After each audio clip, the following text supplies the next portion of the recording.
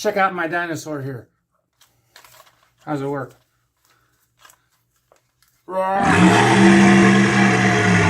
This is my dinosaur. And this is the painting I'm doing today. What I did was I took a picture of this guy and I printed it out and I put it on my projector and I painted it. I didn't quite catch the color the same, but I thought this guy was kind of cool.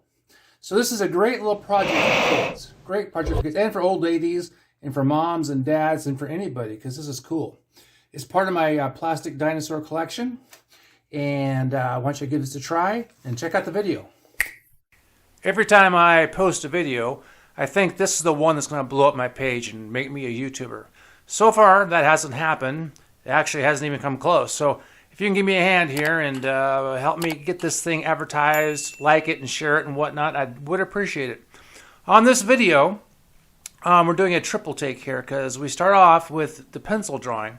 I'm using my 8B as in boy pencil. It's a really thick lined pencil, so I get my dark edges. I started doing this because it kind of mimics the look of ink. But on this particular drawing, I actually do go over it with ink as well, so it's kind of a neat effect. This really does have hey, there's me with my dinosaur.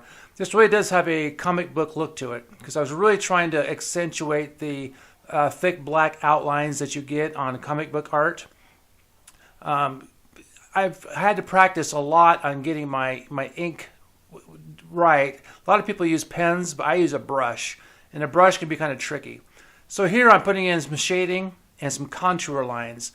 These contour lines were not on the original plastic dinosaur, which is kind of funny because I actually have a plastic dinosaur collection in my art room. I can see from right here I have about a dozen different ones, and the one that I chose for this picture was my favorite of the bunch.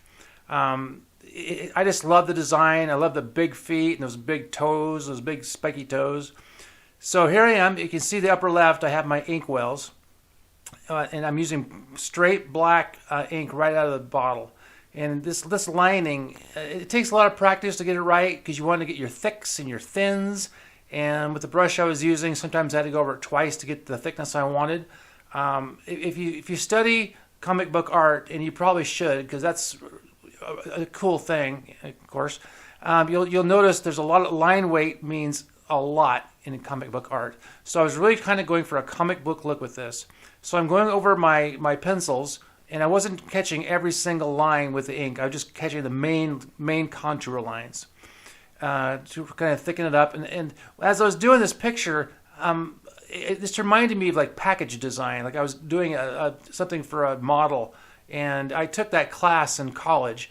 I didn't graduate, but I did go to the university in Nebraska, Kearney, for graphic design and for regular art. I mean, I took all the painting classes, everything you could take. Graphic design was just a small part of it. Back when I was into it, graphic design, computer-wise, was just getting started, which kind of tells you how old I am. But anyway, so I'm going in and I'm thickening up and darkening my outlines.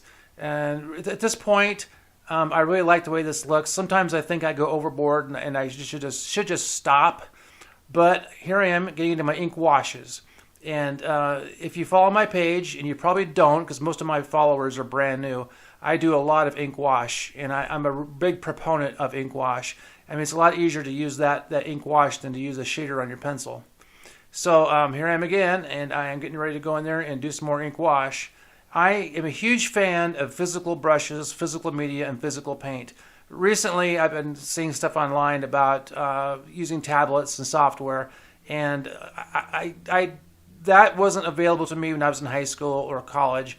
Maybe I'm a piece of my own time, my own history, but I have a little bit of experience with it, and I don't think I'm a big fan of computerized brushes and computerized paint, because to me, I'm going to get some enemies here, but I think it's kind of a crutch to help artists out. I feel that using an actual physical pencil, an actual physical brush, and actual physical paints means something. It's kind of like AI. I believe in real art. I'm not out there crushing my own paints and making my own paintbrushes. I'm not going that far, but I am a product of my generation. So I like what I do, And maybe someday, if one of you guys wants to send me a tablet with some of that software, I'll try out that other kind of paint. But right now, this is the kind of cool stuff I like doing. So now I am adding the color. That thing was kind of a yellowish, reddish yellow kind of color, so I kind of blended some colors together to get that. I wasn't trying to be exact with the colors. I was still trying to go in for that comic book look. I think that a lot of my stuff really looks comic-y, and I have history with cartoons and caricature art and all that stuff, so this is right up my alley. So if you want to learn how to do cartoons and that kind of stuff, just binge watch my videos, subscribe to me, and you'll learn all kinds of that stuff. Even if you don't want to learn it and just want to watch somebody do it, this is a great page to do that.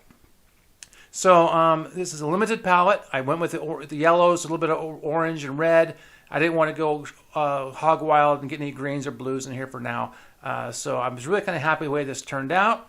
And like I said before, if you could please like and subscribe and ring the bell.